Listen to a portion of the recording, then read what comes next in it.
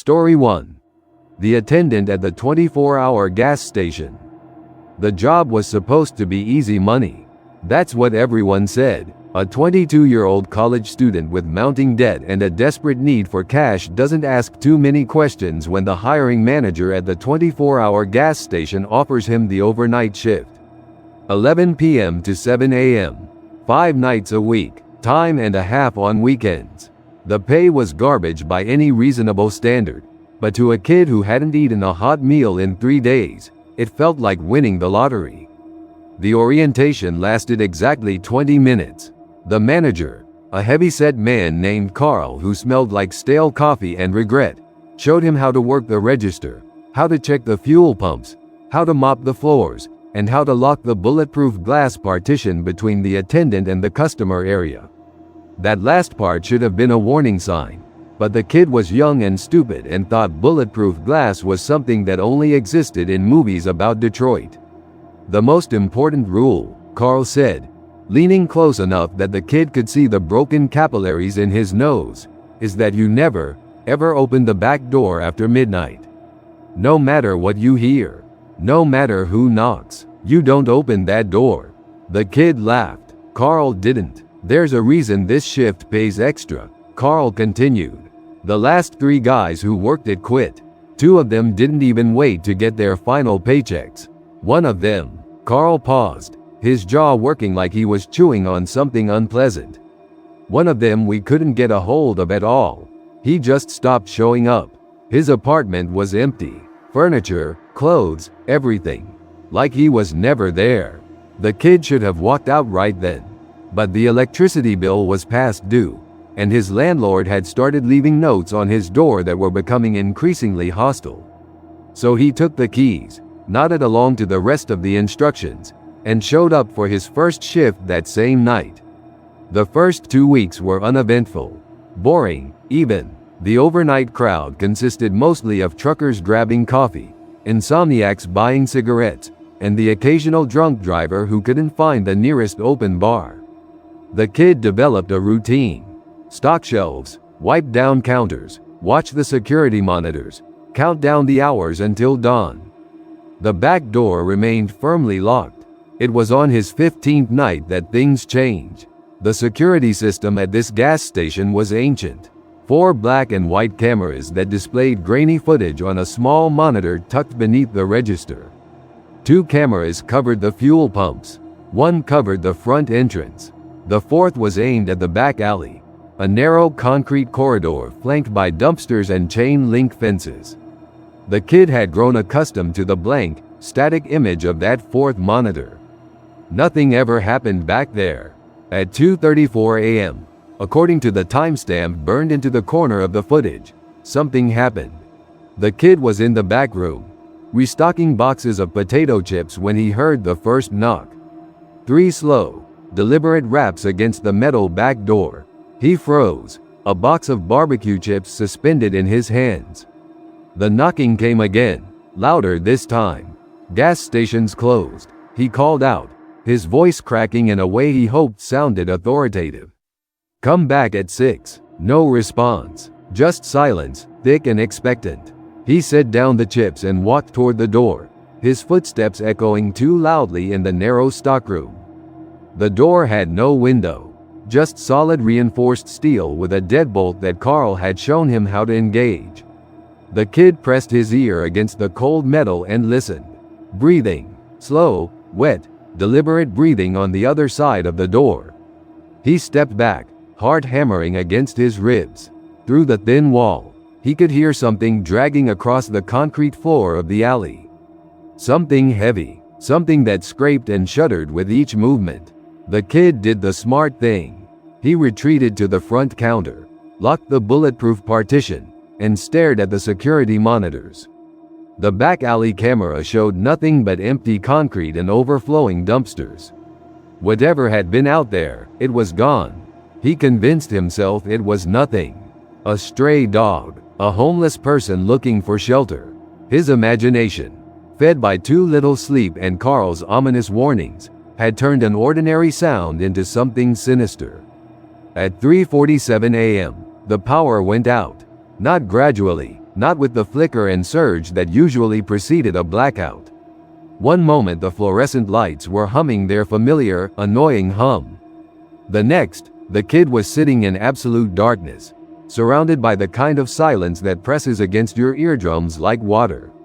The emergency lights kicked in after a few seconds, casting the gas station in a sickly yellow glow.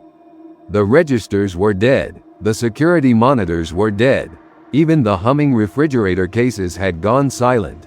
The kid fumbled for his phone, its meager flashlight carving a trembling circle of light through the darkness. That's when he heard the back door open. Not knock, open. The sound of the deadbolt scraping back was unmistakable, followed by the groan of hinges that hadn't been oiled since the Reagan administration. Followed by footsteps, slow, unhurried, impossibly heavy footsteps that made the concrete floor vibrate beneath his sneakers. The kid did the only thing he could think of. He ducked behind the counter, pressed his back against the bulletproof glass, and held his breath. The footsteps crossed the stockroom. He could hear boxes being pushed aside, shelves creaking under some tremendous weight. Whatever was back there, it was large, larger than any person had any right to be. Then the footsteps stopped. The kid waited, counting his heartbeats in the darkness. 1 minute, 2, 5. The silence stretched on, broken only by the sound of his own ragged breathing. He convinced himself that whatever it was had left, that it had wandered through the stockroom, found nothing of interest, and retreated back into the night. He was wrong. The first sign that something was terribly wrong came from the smell. A miasma of rot and damp earth and something else, something metallic and sweet, like old blood mixed with honey. The smell grew stronger, more concentrated, until the kid's eyes were watering and his stomach was heaving. That's when he felt the breathing on the back of his neck. He turned his head, slowly, mechanically, like a man in a dream. The yellow emergency lights cast strange shadows in the gas station, but there was no mistaking what he saw hovering above him. A face, not a mask, not a hallucination, but a face that belonged to something that should not exist in any rational world. It had no eyes, just empty sockets where eyes should have been, weeping a black fluid that dripped onto the linoleum floor. Its mouth was open in a wide, silent scream, revealing rows of teeth that were too long and too sharp and too numerous. The skin was the color of old bruises, stretched tight over a skull that was the wrong shape, too elongated, too angular, too aware. The kid screamed. The thing smiled. He doesn't remember what happened next. The last thing he recalls is the creature reaching toward him with a hand that had too many fingers, all of them bending in directions that made his brain hurt just to process. Then nothing, just darkness and silence and a sense of falling that lasted an eternity. He woke up in a ditch on the side of the highway, 3 miles from the gas station. His clothes were torn. His skin was covered in scratches that formed patterns he couldn't quite decipher. His watch had stopped at 3:47 a.m., the same moment the power had gone out. He never went back to the gas station, never collected his last paycheck, never spoke to Carl again. He packed everything he owned into a garbage bag and took a bus to a state he'd never visited, a town where no one knew his name, an apartment with locks on every door and windows that faced the sunrise. That was 7 years ago. He's changed jobs 9 times since then, moved apartments 14 times. He doesn't stay in one place for more than a few months. Not because he's paranoid, but because sometimes, in the dead of night, he still smells that smell. Rot and damp earth and old blood mixed with honey. And when he does, he knows it's time to leave. Because the thing with no eyes is still looking for him. And one day, it might find him again. Story 2. The morgue attendant. Working the graveyard shift at County General was supposed to be a stepping stone.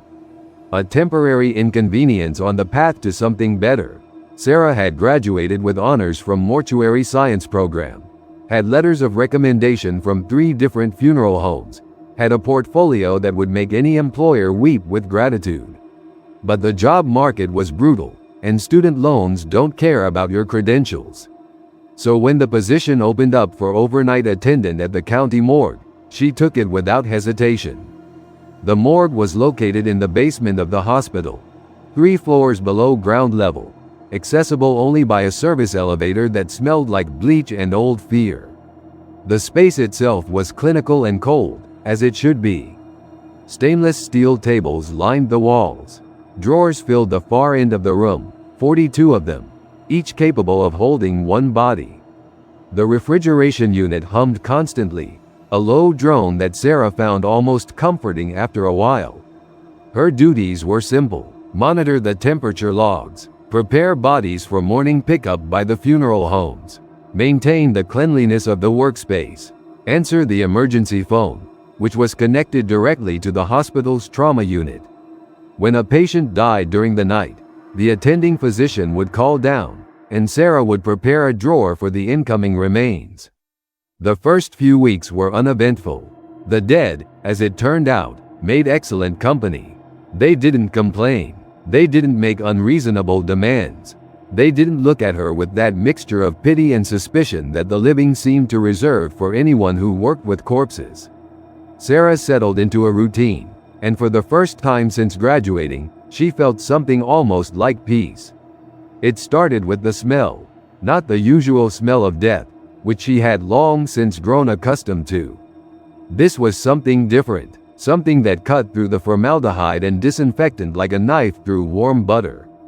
It was floral, sweet, almost cloying, like lilies left too long in a hot room.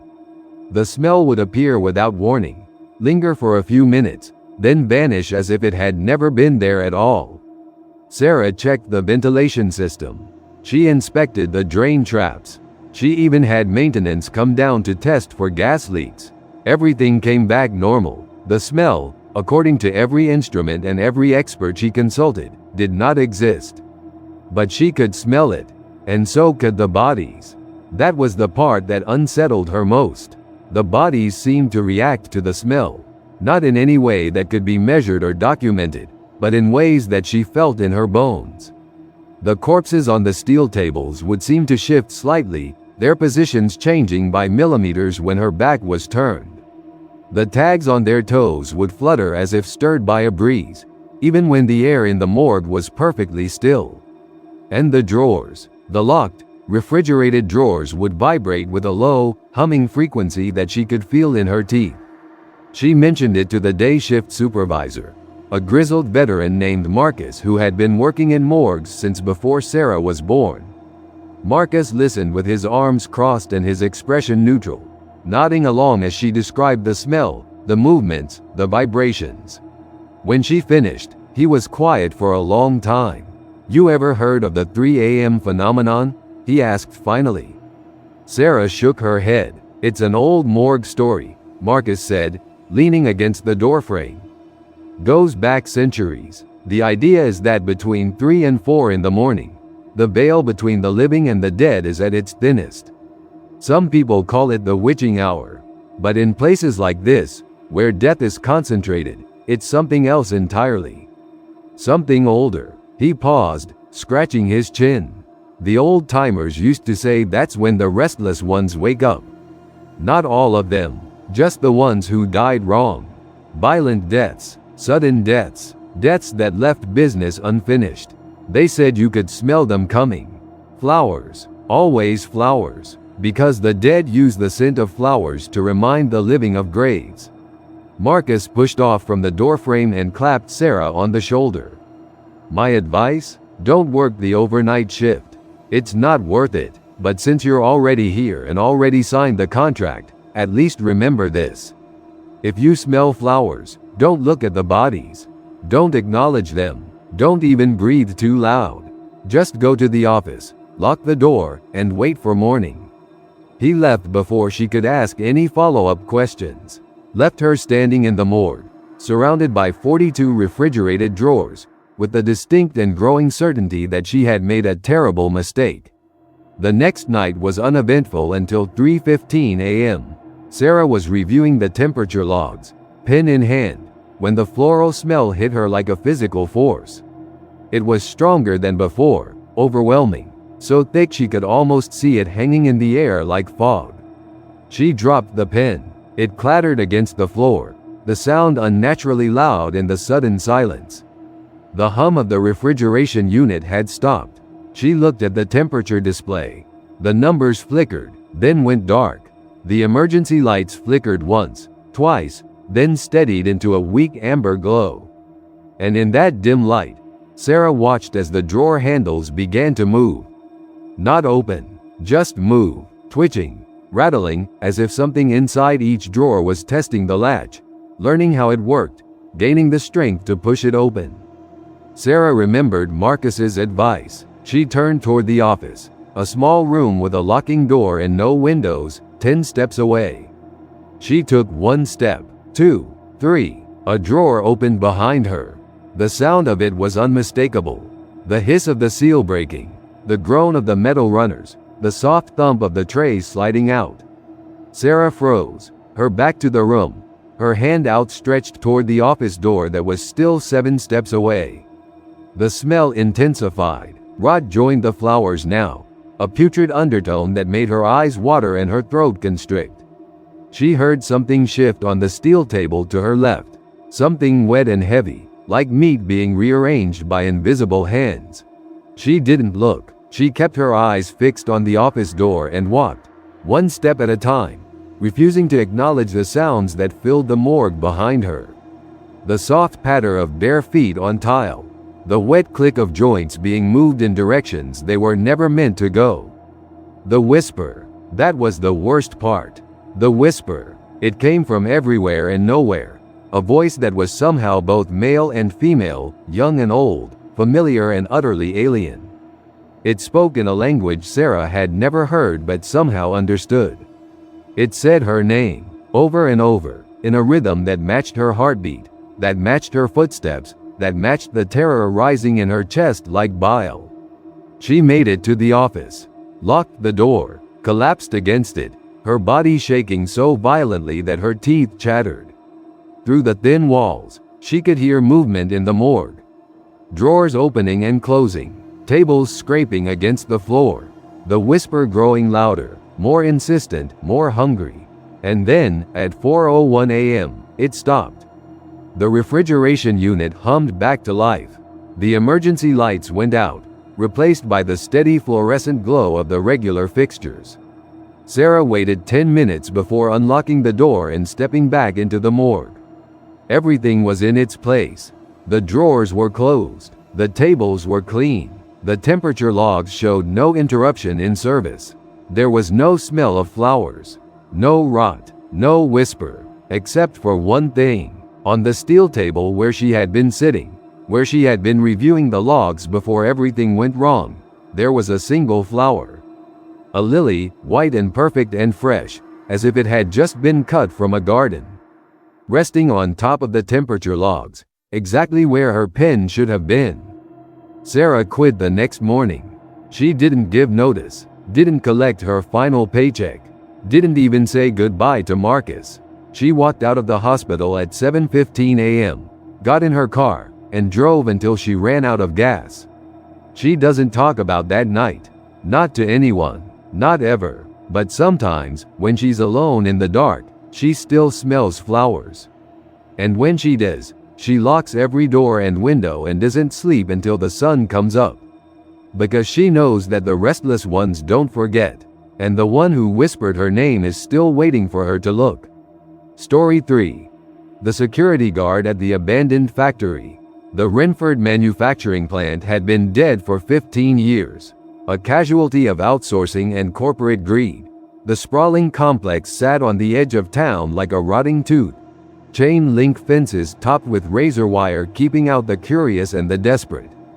But the owners still paid for security. Insurance requirement, they said.